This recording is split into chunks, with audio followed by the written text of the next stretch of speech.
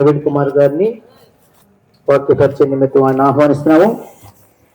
మైలవరం ఆయా పరిసర ప్రాంతాల్లో దేవుని చేత విరివిగా వాడబడుతున్నటువంటి దేవజనులు మరి ఆ యవన కాలం ముందు దేవుని వాక్య పరిచయ నిమిత్తం మరి ఆయన దేవుళ్ళు అనేకమైన మరుగైన సంగతులు నేర్చుకొని మరి యొక్క ఈ సువార్త కోడలు ఆహ్వానించాము.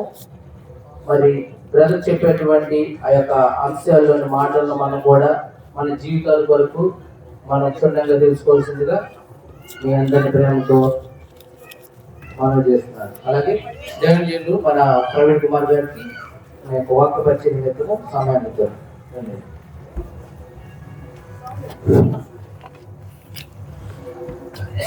ఈ యొక్క సమయంలో ఈ యొక్క మీటింగ్స్కి మాట్లాడటానికి దేవుడు నాకు ఇచ్చినటువంటి అవకాశమును బట్టి మొదటిగా దేవాతి దేవునికి నా యొక్క కృతజ్ఞతలు తెలియచేస్తూ ఇక్కడికి ప్రేమతో నన్ను ఆహ్వానించినటువంటి స్థానిక సువార్థికులు ఇర్మియా గారి వారి కుటుంబానికి అలాగనే స్థానిక సంఘస్థులందరికీ కూడా క్రీస్తు ప్రభువు నామమున పొందుగుల మైలవరంలో ఉన్నటువంటి క్రీస్తు ప్రభు సంఘం నుంచి నా యొక్క హృదయపూర్వకమైనటువంటి వందనాలు సమర్పిస్తూ ఉన్నాను. ఈ యొక్క సమయంలో కొద్ది నిమిషాల పాటు నాకు ఇచ్చినటువంటి అంశము నామకార్థపు విశ్వాసి లేకపోతే పేరుకు విశ్వాసి, నిజమైనటువంటి విశ్వాసికి ఉన్నటువంటి వ్యత్యాసం ఏమిటి? పేరుకు మాత్రమే విశ్వాసివా లేకపోతే నిజమైనటువంటి విశ్వాసివా అనేటువంటి విషయాన్ని గురించి మనము ఆలోచన చేద్దాము. అయితే ఈ యొక్క సమయంలో మనము మనల్ని వేసుకోవలసినటువంటి ప్రశ్న ఏంటి అంటే, it's not about do you believe in Jesus, నువ్వు యేసుక్రీస్తు వారిని యందు విశ్వాసం ఉంచుతున్నావా అనేటువంటిది కాదు, కానీ what kind of believer are you, నువ్వు ఎటువంటి విశ్వాసివై ఉన్నావు, నువ్వు యేసుక్రీస్తు వారిని విశ్వసిస్తున్నావా లేదా అనేటువంటి విషయం కాదు, కానీ ఎటువంటి విశ్వాసివి, నామకార్థపు విశ్వాసివా. మనం దేవుని యొక్క గ్రంథంలో చూస్తే రెండు రకాలైనటువంటి ప్రజలు కనిపిస్తూ ఉంటారు. కేవలం పేరుకు మాత్రమే విశ్వాసిగా కనిపిస్తూ ఉంటారు, కానీ నిజమైనటువంటి విశ్వాసిగా, నిజమైనటువంటి క్రైస్తవులు కాకుండా జీవించేటువంటి మనుషులు ఉన్నారు అనేటువంటి విషయం మనకు దేవుని యొక్క గ్రంథము చదివినప్పుడు కనిపిస్తూ ఉంటుంది. అది ఆ రోజు సత్యం ఏ విధంగా ఉందో ఈ రోజు కూడానే సత్యమై ఉంది. కాబట్టి మళ్ళీ ఇది మనం ప్రశ్న చేసుకోవాలి. దేవుని యొక్క గ్రంథం ఎలాంటిదంటే ఇట్స్ లైక్ ఎ మిర్రర్, అద్దం లాంటిదండి. ఇది మన యొక్క తప్పులు ఒప్పులని ఏం చేస్తుందంటే ఇది మనకి తెలుపుతూ ఉంటుంది. మిర్రర్ లాంటిది, మన యొక్క పాదములకు, మన యొక్క త్రోవలకు ఇది వెలుగు లాంటిది అనేటువంటి విషయాన్ని మొదటిగా మనము జ్ఞాపకం చేసుకోవాలి. అయితే ఎటువంటి విశ్వాసము కలిగి ఉన్నాము మనము అనేటువంటి విషయాన్ని గురించి ఆలోచన చేద్దాము. మత్తయి సువార్త 7వ అధ్యాయము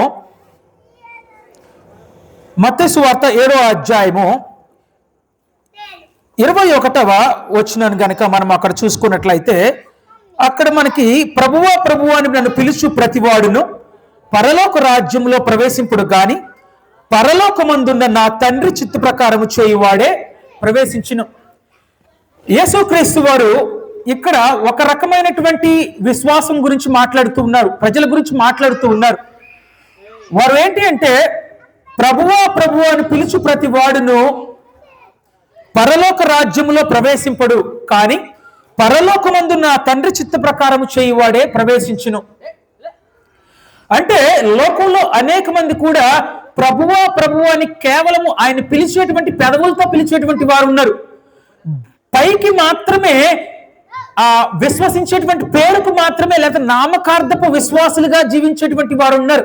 మరి నామకార్థపు విశ్వాసులుగా జీవించేటువంటి వారి పరిస్థితి, కేవలం పెదవులతో భక్తిని కనపరిస్తే పరలోక రాజ్యంలో చేరతారా అంటే పరలోక రాజ్యంలో చేరరు. పేరుకు మాత్రమే వీరు క్రైస్తవులు, పేరుకు మాత్రమే విశ్వాసులు. వీరు దేవుడి నుంచి పొందుకునేది ఏమీ ఉండదు. ఎవరండి? కేవలం పేరుకు మాత్రమే విశ్వాసి, పేరుకు మాత్రమే క్రైస్తవులుగా కనిపించేటువంటి వారు ప్రభువు నుంచి పొందుకునేది ఏమీ ఉండదు. ఆ దినముందు అనేకులను చూచి, ప్రభువా ప్రభువా, మేము నీ నామమున ప్రవచింపలేదా, నీ నామమున దెయ్యములు వెళ్ళగొట్టలేదా, నీ నామమున అనేకమైన అద్భుతములు చేయలేదా అని చెప్పుదురు. అప్పుడు నేను మిమ్మల్ని ఎన్నడూ ఎరగను, అక్రమము చేయువారులారా నా యొద్ద నుండి పొండని వారితో చెప్పుదును. అదేంటండి? దేవుని పేరునే ప్రభువా ప్రభువా ప్రభువా అని ఎప్పుడు ఆయన నామాన్ని స్మరించేటువంటి వ్యక్తులుగా కనిపిస్తారు. ఆయన పేరు మీదే అనేకమైనటువంటి కార్యక్రమాలు చేసేటువంటి వ్యక్తులుగా కనిపిస్తున్నారు. దెయ్యములు కూడా వెళ్ళగొట్టారంట, ఆయన నామమున బోధలు చేశారంట. అయినప్పటికీ కూడా అక్రమము చేయువారులారంటున్నారు. ఏంటి అంటే ఎవరి గురించి మాట్లాడుతున్నారంటే, దేవునికి ఒక చిత్తం ఉంది, దేవునికి ఒక కోరిక ఉంది, దేవునికి ఒక క్రమం ఉంది. ఆ క్రమం చొప్పున కాకుండా మనుషుల ఇష్ట ప్రకారంగా జీవించేటువంటి వ్యక్తుల గురించి మాట్లాడుతూ ఉన్నాడు. మనుషుని యొక్క మనుషుని ఇష్టానుసారంగా దేవుని ఆరాధించేటువంటి వారి గురించి మాట్లాడుతున్నాడు. దేవుని యొక్క ఇష్టం ఉంది, మనుషుని యొక్క ఇష్టం ఉంది. కేవలం పేరుకు మాత్రమే విశ్వాసంగా జీవిస్తున్నారా, లేకపోతే దేవుని యొక్క చిత్త ప్రకారంగా జీవించేటువంటి వ్యక్తులుగా ఉన్నాము? ఒకసారి పరిశీలన చేసుకోవాలి. ఒకవేళ అలా ఉంటే, అక్రమము చేయువారులారా నా యొద్ద నుండి పొండి అనేటువంటి మాట మన ప్రభు దగ్గర నుంచి వినాల్సి వస్తుంది. కాబట్టి మనం పేరుకు మాత్రమే విశ్వాసిగా ఉన్నామా, లేకపోతే నిజమైనటువంటి విశ్వాసిగా ఉన్నామా అనేది మనం పరిశీలించుకోవాల్సినటువంటి అవసరత ఉంది. తర్వాతగా చూసుకున్నట్లయితే వీళ్ళందరూ కూడా ఆరాధన చేస్తూ ఉంటారు, పాటలు పాడుతూ ఉంటారు, ప్రభు బల్ల తీసుకుంటూ ఉంటారు, నేను క్రీస్తు సంఘ సభ్యుని అని చెప్పుకుంటూ ఉంటారు. కానీ లోపం ఏంటి అంటే, ఇవన్నీ కూడా కేవలం పేరుకు మాత్రమే, ఇతరులకు ఏదో ఆచారంగా పారంపర్యాచారంగా చేస్తున్నారు. కానీ నిజమైనటువంటి ట్రాన్స్ఫర్మేషన్ లేదు, నిజమైనటువంటి మారు మనస్సుకు తగినటువంటి ఫలాలు ఫలించేటువంటి వారుగా లేదు. ఏదో వస్తున్నాము, ఆదివారం కూర్చున్నాము, ప్రార్థన చేస్తున్నాము, పాటలు పాడుతున్నాము, మరలా ఇంటికి వెళ్ళిపోతున్నాము, మన పని మనం చేసుకుంటున్నాము, లోకస్తుల్లా బ్రతికేస్తున్నాము. సంఘము అంటే ఎవరండి అసలు? సంఘము అంటే పిలువబడినటువంటి వారు. ఎక్కడి నుంచి పిలువబడినటువంటి వారు? లోకం నుంచి వేరు చేయబడినటువంటి వారు. లోకం నుంచి వేరు చేయబడినటువంటి వారు. మరలా ఆదివారం క్రైస్తవులు ఒక పాట ఉందండి, సహోదరులు రాశారు ఒక పాట, పేరుకే క్రైస్తవులారా ఆదివారపు క్రైస్తవులారా అనేటువంటి ఒక పాట ఉందండి. పేరుకే క్రైస్తవులారా, నులివెచ్చని క్రైస్తవులారా, మాదిరి లేని క్రైస్తవులారా, ఆదివారపు క్రైస్తవులారా, క్రీస్తు నామదారులమని చెప్పుకుందురు, సాతాను క్రియలలో పాలు పొందుకుందురు, పాపమును ఒప్పుకుందురు, విడిచిపెట్టక వాటినే కప్పుకొందురు, మారు మనసు అనుభవమే ఎరగకుందురు, పేరుకే క్రైస్తవులారా. వాస్తవానికి ఆ కీర్తన ఎవరిని పాడితే బాగుండేది అనుకున్నాను. ఈ యొక్క పాఠానికి చాలా దగ్గరగా ఉన్నటువంటి హెచ్చరిక కీర్తన. చూసినట్లయితే మరి తండ్రి చిత్తము చేయకుండా కేవలం పేరుకు మాత్రమే క్రైస్తవులుగా జీవించేటువంటి వారికి వారు ప్రభు వారిని ఎప్పుడు ఎరగను, అక్రమము చేయువారులారా. మరి చేసేటువంటి భక్తి ఏంటి? అలా పేరుకు మాత్రమే క్రైస్తవులుగా జీవిస్తే లాభం ఉంటుందా? ఎన్నో ఆదివారాలు ఎందుకు ప్రభు సన్నిధిలోకి రావాలి, ఎందుకు ఆయన పేరు మీద కీర్తనలు పాడాలి, ఆయన పేరు మీద అనేకమైనటువంటి కార్యక్రమాలు చేయాలి? ఏ లాభము ఉండదు. కేవలం దేవుని యొక్క చిత్త ప్రకారము జరిగించినప్పుడు మాత్రమే లాభం ఉంటుంది తప్ప మన ఇష్ట ప్రకారంగా జరిగించుకుంటే ఎటువంటి లాభం ఉండదు అనేటువంటి విషయాన్ని గురించి మాట్లాడుతూ ఉన్నాడు. అలాగని మనకి చూసినట్లయితే యెషయా గ్రంథంలో 29వ అధ్యాయము 13వ వచనంలో గనక చూసుకున్నట్లయితే ప్రభు ఇలాగూ సెలవిచ్చున్నాడు, ఈ ప్రజలు నోటి మాటలతో నా యొద్దకు వచ్చుచున్నారు, పెదవులతో నన్ను గణపరచుచున్నారు, కానీ తమ హృదయము నాకు దూరము చేసుకొని ఉన్నారు. వారు నా ఎడల చూపు భయభక్తులు మానవ విధులను బట్టి వారు నేర్చుకున్నవి. ఏమన్నారంట? పెదవులతో గనపరుస్తున్నారు. ఏంటో పాడుతున్నారు, అందరితో కలిసి పాడేద్దాము అంతే. నిజంగా కీర్తనలు పాడుతున్నామంటే మనం ఏం చేస్తున్నాం తెలుసండి? ఒకరిని ఒకరు హెచ్చరించుకుంటున్నాము, ఒకరిని ఒకరు జప ఫలాలు సమర్పిస్తున్నామంటే ఆ ఒకరిని ఒకరు హెచ్చరించుకోవడం ద్వారా మనం ఒక రకంగా బోధిస్తున్నారండి. కీర్తనలు పాడుతున్నారంటే బోధిస్తున్నారు, హెచ్చరిక చేస్తున్నారు. ఏదో పాడేస్తున్నారు అందరితో కలిపి. నా స్వరం బాగుందని పాడేస్తే అది ఉపయోగం లేదు. దానివల్ల ఏమి కలగాలంటే హెచ్చరిక మొదటిగా పాడేటువంటి వ్యక్తులకు కలగాలి, తర్వాత ఇతరుల హెచ్చరిక పొందుకునేటువంటి వారుగా ఉండాలి. తమ పెదవులతో గణపరిచినంత మాత్రాన అది లాభము ఉండదండి. దాని యొక్క శక్తిని ఆశ్రయించేటువంటి వారుగా ఉండాలి. మొదటగా అది మనకి బోధించేదై ఉండేది అనేటువంటి విషయాన్ని మనం జ్ఞాపకం చేసుకోవాలి. వారు నా ఎడల చూపు భయభక్తులు మానవ విధులను బట్టి వారు నేర్చుకుంటున్నారు అంటే ఏదో పారంపర్యాచారంగా చేస్తూ ఉంటారు, ఏదో ఒక డ్యూటీగా చేస్తూ ఉంటారు తప్ప నిజంగా హృదయాన్ని దాన్ని లయం చేసుకొని, హృదయాన్ని కేంద్రంగా చేసుకొని వారు కార్యక్రమాలు జరిగించట్లా. కాబట్టి అక్రమం చేయు వాళ్ళ నా దగ్గర నుండి పొండి అనేటువంటి విషయాన్ని గురించి అక్కడ యేసుక్రీస్తు వారు మాట్లాడుతూ ఉన్నారు. కాబట్టి ఏం చేయాలి అంటే దేవుని యొక్క చిత్తం ఒకటి ఉంటుంది, దానికి లోబడాలి. దేవుని యొక్క మాటకు విధేయత చూపించాలి. కేవలం విశ్వాసం ఉంది అంటే సరిపోదండి. ఆ విశ్వాసం నేను రక్షించదు. విశ్వాసము ఒక్కటి ఉంది అంటే సరిపోదు. విశ్వాసము గ్రంథంలో ఎప్పుడు చెప్పబడినా విశ్వాసము విధేయతతో జత చేయబడింది. విధేయత లేకుండా విశ్వాసము ఒక్కటే రక్షించదు. అందుకే పేరుకు మాత్రం మొదట క్వశ్చన్ అడిగాను, యేసుక్రీస్తు వారి యందు ఎవరు విశ్వాసం ఇస్తున్నారో కాదు అనేటువంటి క్వశ్చన్. మన క్వశ్చన్ ఏం వేసుకోవాలి అంటే ఎటువంటి విశ్వాసము కలిగినటువంటి వారై ఉన్నాము? పేరుకే విశ్వాసం కలిగినటువంటి వారగా ఉన్నామా, లేకపోతే నిజమైనటువంటి విశ్వాసం అంటే విధేయతతో కూడుకున్నదై ఉంటుంది, అంటే మాట వినేదై ఉంటుంది, దేవుని చిత్తాన్ని ఉన్నది ఉన్నట్లుగా జరిగించేదై ఉంటుంది. ఒక వ్యక్తి ఉన్నాడు, పాత నిబంధనలో రాజుగా అభిషేకం చేయబడినటువంటి వ్యక్తి, ఆయన సౌలు గారు. అందరికీ తెలుసండి సౌలు గారు. అయితే ఖచ్చితంగా సమూయేలు గారు చెప్తారు, దేవుడు అమాలేకుల్ని నిర్మూలన చేయమన్నాడు. ఎందుకంటే అమాలేకులు ఎంతో చాలా కీడు చేసేటువంటి ప్రజలు వారు నిర్మూలన చేయమన్నప్పుడు సౌలు గారు ఏం చేస్తారంటే సొంత పెత్తనాలు చేస్తాడు. ఏం చేస్తాడండి? దేవుడి మాట పక్కన పెట్టేసుకొని నిర్మూలన చేయకుండా మంచివన్నీ కూడా దేవుని కొరకు తీసుకొచ్చాను అంటాడు.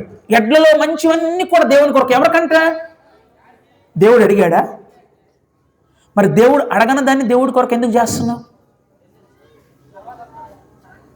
మోషే గారిని దేవుడు ఒప్పుకోలేదండి. మోషే గారిని మొదట దేవుడు ఏమన్నాడు? ఈ బండను కొట్టమన్నాడు. ఓకే, బాగుంది. బండను కొట్టమన్నప్పుడు బండను కొట్టాడు.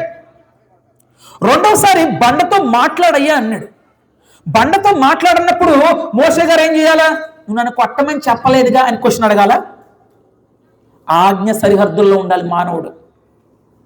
ఒకటిసారి కొట్టమన్నప్పుడు అలాగ జరిగించాడు. రెండోసారి మాట్లాడమన్నప్పుడు నువ్వు మాట్లాడాలి బండతో. నీ సొంత ప్రయత్నాలు తీసుకొచ్చుకొని, నీ సొంత చిత్తాన్ని తీసుకొచ్చుకొని దేవుని యొక్క మాటకు కలపకూడదు. ఏంటండి? కానీ మనుషులు ఏం చేస్తున్నారు? సొంత యొక్క ఆలోచనలు, సొంత మాటలు దేవుని యొక్క మాటలకు కలుపుతున్నారు, లేదా దేవుని యొక్క మాటల నుంచి తీసివేస్తున్నారు. గ్రంథంలో ఖచ్చితంగా చెప్పాడా ఏది కలపకూడదు, తీసివేయకూడదు. కానీ మనుషులు ఏం చేస్తున్నారు? ఆనవాయితీగా వస్తుందండి, పారంపర్యాచారంగా చేస్తున్నారండి. గ్రంథంలో ఉందో లేదో, కొత్త నిబంధన చట్టమో కాదో మాకు అవసరం లేదు. వారెవరో చేస్తున్నారు, నేను కూడా పాటిస్తాను. మోషే లాంటి వ్యక్తిని దేవుడు ఏమన్నా తెలుసా? నీవు నా పరిశుద్ధతను సన్మానించలేదు గనక ఆ దేశములకు నువ్వు వెళ్ళవు అన్నాడు. ఆ దేశముకు నువ్వు వెళ్ళవు అన్నాడు. నా పరిశుద్ధతను సన్మానించలేదు, నేను మాట్లాడమంటే నువ్వు కొట్టావు. దేవుని యొక్క ఆజ్ఞ సరిహద్దుల్లో మానవుడు జీవించినట్లయితే, దేవుని చిత్తానికి విధేయత చూపించినట్లయితే క్రమంగా మనము దేవుణ్ణి ఆరాధించుకునేటువంటి వారంగా, దేవునికి లోబడేటువంటి వ్యక్తులుగా ఉంటాం, లేకపోతే అక్రమం చేసేటువంటి వ్యక్తుల యొక్క జాబితాలో ఉంటాం. పేరుకు క్రైస్తవుడు ఏం చేస్తాడంటే తన చిత్త ప్రకారంగా నడుచుకుంటాడు, దేవుని చిత్తాన్ని పక్కన పెట్టేస్తాడు. నిజమైనటువంటి విశ్వాసి ఏం చేస్తాడంటే దేవుని యొక్క చిత్తానికి లోబడేటువంటి వ్యక్తిగా ఉంటాడు. విశ్వాసానికి విధేయతతో కూడుకున్నటువంటి విశ్వాసమై ఉంటుంది.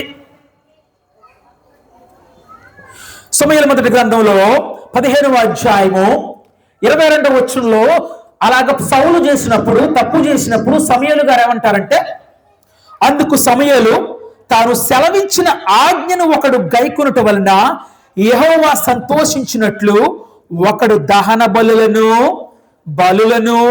అర్పించుట వలన ఆయన సంతోషించిన.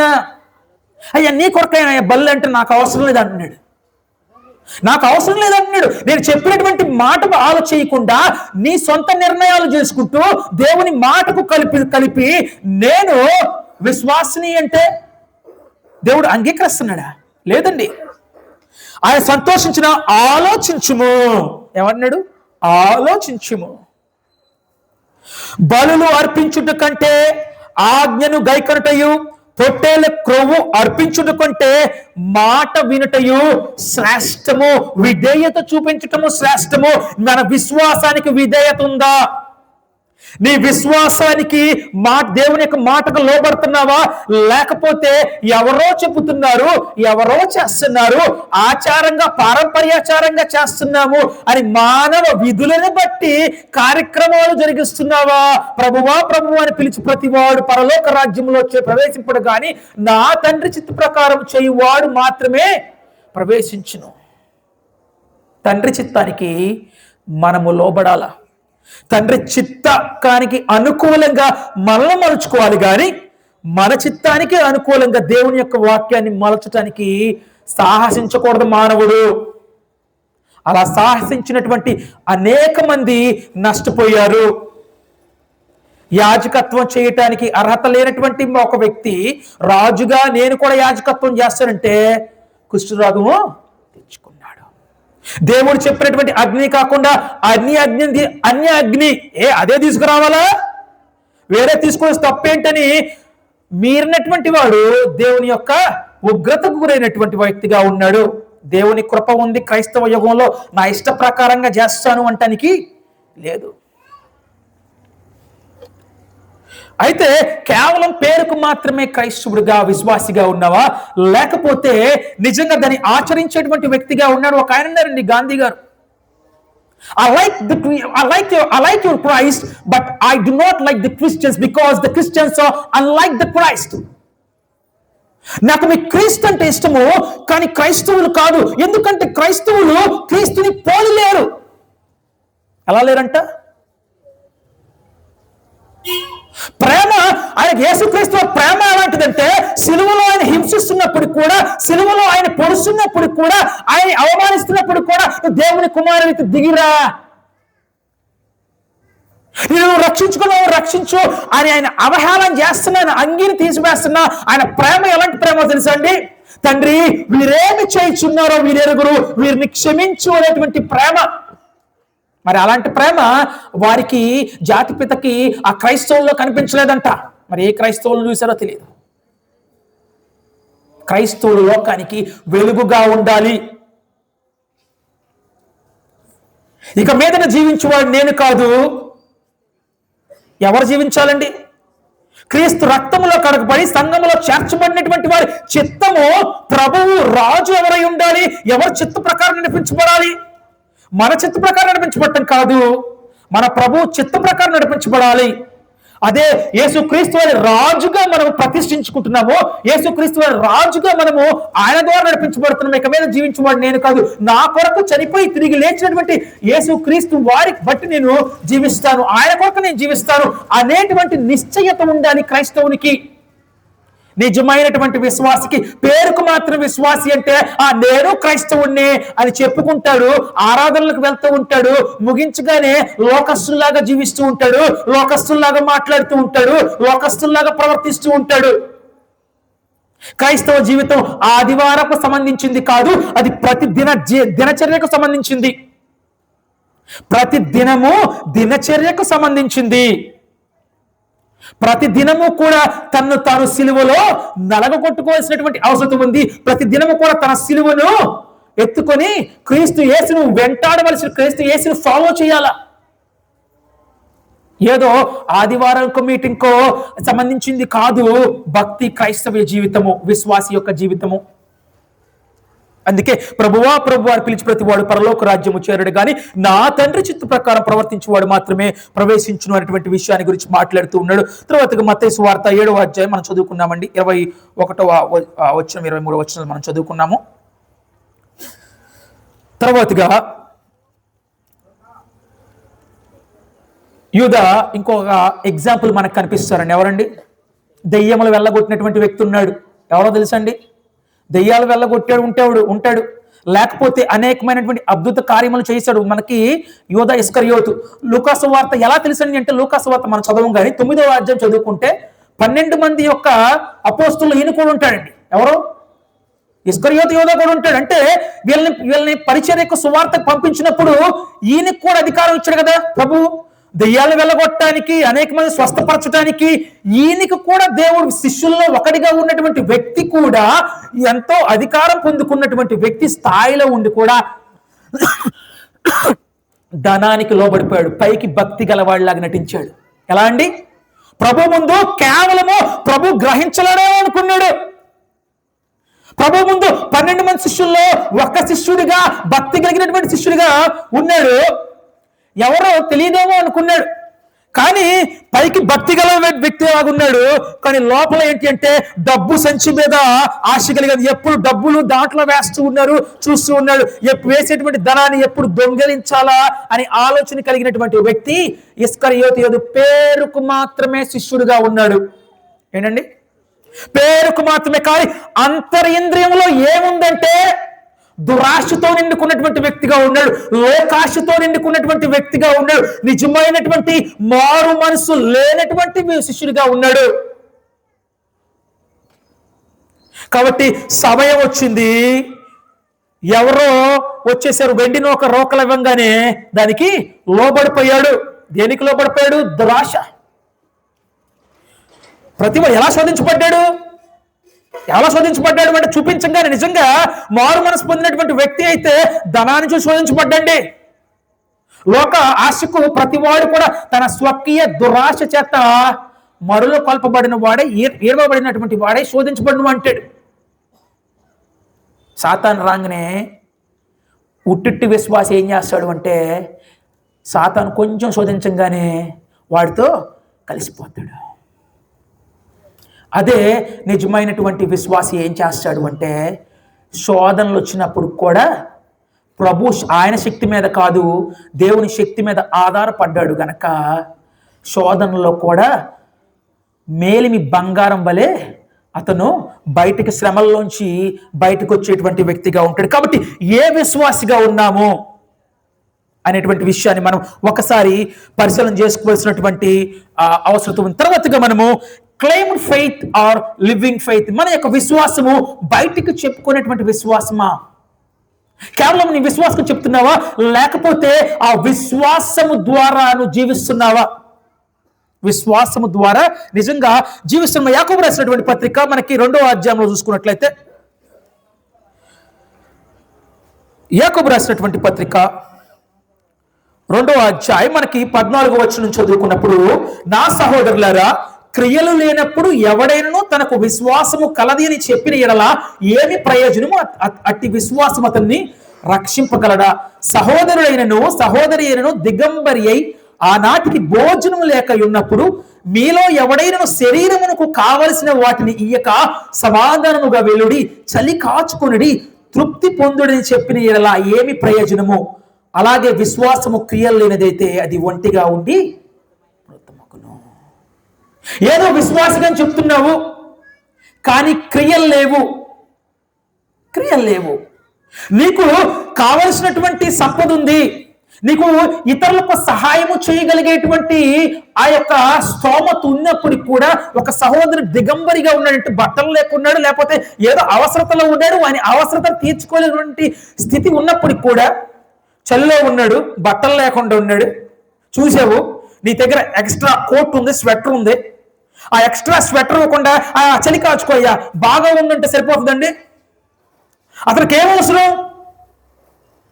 అతనికి కావాల్సింది ఏంటి అంటే ఆ టైంలో ఆహారం కావాలి, ఆకలితో ఉన్నాడు. ఆ టైంలో శరీరం నుంచి అతనికి ఆ చలి నుంచి రక్షణ కావాలి, ఆ స్వెటర్ కావాలి. You are capable of doing that. నువ్వు చేయగలిగేటువంటి సామర్థ్యం ఉంది, బట్ నువ్వేంటంటే చేయదలుచుకోలేదు. కేవలం ఏదో ఆయన్ని భక్తి చేస్తున్నాను, ఆరాధనకి వెళ్తున్నాను, వస్తున్నాను, కానీ ఎటువంటి చేయగలిగి ఉండి క్రియలు చేయట్లేదు అంటే అక్రమము చేయవల్ల. ఆ దినము లెఫ్ట్ హ్యాండ్ సైడ్, కొంతమంది లెఫ్ట్ సైడ్ ఉన్నాడు, రైట్ సైడ్ ఉన్నాని గొర్రెల్ని మేకల్ని దేవుడు వేరు చేస్తాడు. నేను ఆకలి కొంటే నాకు మీరు అన్నం పెట్టలేదు, దాహంగా ఉంటుంది మీరు నాకు ఏమీ లేదండి, నీరెవలేదు, దిగంబరిగా ఉంటుంది నాకు బట్టలు లేదు. అయ్యా ఎప్పుడయ్యా నువ్వు ఆకలిగా ఉన్నావు, ఎప్పుడు దిగంబరిగా ఉన్నావు, ఎప్పుడు దాహంగా ఉన్నావు అంటే మిక్కిలి సహోదరుల్లో మీ యొక్క సహోదరులో ఒకరికి మీరు అలా చేయలేదు కనుక నాకు కూడా చేయనట్లే. మొదటిగా గొప్ప ఆజ్ఞ ఏంటి అంటే నీ దేవుణ్ణి నువ్వు ప్రేమించాలి, పూర్ణ తర్వాత నిన్ను వలె నీ పొరుగు వారిని ప్రేమించాలి. ఏమన్నాడు? నిన్ను వలె నీ సహోదరుని ప్రేమించాలి. సహోదరుని ప్రేమించినటువంటి వ్యక్తి కనిపించేటువంటి సహోదరుని ప్రేమించలేకపోతే కనిపించినటువంటి దేవుణ్ణి నువ్వు ప్రేమించలేవు. క్రైస్తవులు ఎందుకు అనేకమైనటువంటి సేవ చేస్తారు, అనేక మంది మిషనరీలు కావచ్చు, ఎందుకు అంటే క్రీస్తు ప్రేమను తెలియపరచడానికి. నిజంగా మన వ్యక్తిగతమైనటువంటి జీవితంలో మనం అటువంటి సేవలు చేస్తున్నామా, ఇతరులకు సహాయం చేసేటువంటి వ్యక్తులుగా ఉన్నాం, మనకున్న దాంట్లోనే. నిన్ను మించేం చేయమంట్లా, నీకున్న దాంట్లోనే ఇతరులకు సహాయం చేసేటువంటి వ్యక్తులుగా ఉండాలి. అప్పుడే లోకానికి వెలుగుగా ఉంటావు. లోకానికి మనము వెలుగుగా ఉంటాము, క్రీస్తు ప్రేమను లోకానికి పరిచయం చేసేటువంటి వ్యక్తులుగా ఉంటాము. కాబట్టి విశ్వాసము క్రియలు లేనిదైతే అది ఒంటిగా ఉండి మృతమగును. It was a dead works. ఎటువంటి ఉపయోగం ఉండదండి. ప్రభువా అని పిలిస్తే సరిపోదు, మోకాళ్ళ దండి ప్రార్థన చేస్తే సరిపోదు. నీ విశ్వాసానికి విధేయత ఉండాలి, అంటే మాట వినేదై ఉండాలి, క్రియాపూర్వకంగా ఇతరులకు నువ్వు సేవ చేసేదై ఉండాలి, ఇతరుని ప్రేమించేదై ఉండాలి. కాబట్టి ఎటువంటి విశ్వాసంలో ఉన్నావో మనం ఆలోచన చేయాలి. ఎందుకంటే కేవలము నమ్మటం అనేటువంటి దెయ్యాలు కూడా చేస్తున్నాయండి. ఎవరంటండి దెయ్యాలు కూడా నమ్ముతాయి అంటే యాకోబు రాసిన పత్రిక 2వ అధ్యాయం 19వ వచనంలో ఈ విధంగా మాట్లాడుతున్నాడు. అయితే ఆ 19వ వచనం, దేవుడు ఒక్కడే నువ్వు నమ్ముచున్నావు, అలాగూ నమ్ముట మంచిదే, దెయ్యములను నమ్మి వణుకుచున్నవి వ్యర్థుడా, క్రియలు లేని విశ్వాసము నిష్ఫలమైనదని తెలుసుకొని కోరుచున్నావా? క్రియలు లేకపోతే, ఇతరులకు సేవ చేసేటువంటి హృదయం లేకపోతే నువ్వు చేసేటువంటి భక్తి, మనకున్నటువంటి విశ్వాసము వ్యర్థము అనేటువంటి విషయాన్ని గురించి ఇక్కడ తేటగా తెలియచేస్తూ ఉన్నాడు. దెయ్యాలు కూడా ఏం చేస్తున్నాయంటే దేవుడు ఉన్నాడే నమ్ము వణుకుతున్నాయి, కానీ అవి లోబడుతున్నాయా? లోబట్లేదు. మనం కూడా లోబడకుండా ఉంటే వాటికి మనకు వ్యత్యాసం ఏంటి? దెయ్యాలకి మనకు వ్యత్యాసం ఏంటి? వ్యత్యాసం ఉండాలి కదా. అందుకే పేరుకు విశ్వాసగా ఉన్నావా, లేకపోతే నిజమైనటువంటి వ్యత్యాసగా మనము విశ్వాసిగా ఉన్నామా అనేటువంటి ప్రశ్న, ఇది మనము మన హృదయంలో మనం పరిశీలన చేసుకోవాల్సినటువంటి విషయం. ఇది ఇతరులలో మనం జడ్జ్ చేయడానికి కాదు, కానీ ఈ క్వశ్చన్ ఇతరులను జడ్జ్ చేయడానికి కాదు, కానీ ఈ క్వశ్చన్ మనం వేసుకోవాల్సినటువంటి ప్రశ్న ఉంది. నేను పేరుకు విశ్వాసన, లేకపోతే నేను నిజమైనటువంటి విశ్వాసన అనేటువంటి విషయాన్ని గురించి మనం ఆలోచన చేయాలి. ప్రకటన గ్రంథం 3వ అధ్యాయము 1వ వచనంలో అక్కడ కూడా ఒక సంఘం ఉందండి. ఏంటి అంటే పేరుకు మాత్రమే జీవిస్తున్నాం అనేటువంటి పేరు ఉంది. ఏంటంట? కేవలం పేరుకు మాత్రమే జీవిస్తున్నాము, కానీ వాళ్ళ ఏం లేదంట, క్రియలు లేవు. సార్దిస్సులో ప్రకటన గ్రంథం 3వ అధ్యాయం 1వ వచనంలో, సార్దిస్సులో ఉన్న సంఘపు దూతకు ఇలాగు రాయము, 7 నక్షత్రములు దేవుని 7 ఆత్మలను గలవాడు చెప్పు సంగతులు ఏమనగా, నీ క్రియలను నేను ఎరుగుదును. ఏమనగా జీవించుచున్నావన్న పేరు మాత్రమున్నది, కానీ నీవు మృతుడవే. జీవిస్తున్నావు, ఉద్యోగం ఉంది, ప్రాణం ఉంది, ఊపిరి పీల్చుకుంటున్నావు, సమస్తమైనటువంటి కార్యక్రమాలు నీ కొరకు నువ్వు స్వార్థంగా జీవిస్తున్నావు, కానీ నీలో దేవుడు కోరుకున్నటువంటి రూపం లేదు. You have a form of godliness. మనుషులు కోరుకున్నటువంటి రూపం ఉండొచ్చేమో, కానీ దేవుడు కోరుకున్న రూపంలో మనం మలచబడాలి. ఎలా అండి? దేవుడు కోరుకున్నటువంటి రూపంలో మలచబడతాం ఎప్పుడు అంటే దేవుని చిత్తానికి లోబడినప్పుడు, మన విశ్వాసానికి విధేయత జత చేయబడుతున్నప్పుడు. నా చిత్తం కాదు, నీ చిత్తము. బాప్తిజం తీసుకున్నప్పుడు అదే కదండి. మనం ఎవరిని ప్రభువు అని, క్రీస్తుని, యేసుని ప్రభువుగా ఒప్పుకుంటున్నాం, ప్రతిష్ఠించుకుంటున్నాం. కాబట్టి నామకార్థపు క్రైస్తవుడిగా ఉంటున్నామా? తర్వాతగా నాలుగోదిగా మనం నామకార్థపు క్రైస్తవుడిగా ఉంటున్నామా, లేకపోతే నూతన జన్మ అనుభవం కలిగినటువంటి క్రైస్తవుడిగా బ్రతుకుతున్నామా? నూతన జన్మ ఏం కావాలండి? Experience of the new birth. నూతన జన్మ యొక్క అనుభవం కావాలి మనకి. యోహాను సువార్త 3వ అధ్యాయంలో 3 నుంచి 5 వచనం చదువుకున్నట్లయితే అక్కడ మనకు ఒక వ్యక్తి కనిపిస్తాడండి. యోహాను సువార్త 3వ అధ్యాయము 3 నుంచి 5 వరకు చదువుకున్నట్లయితే నికోదేము అనేటువంటి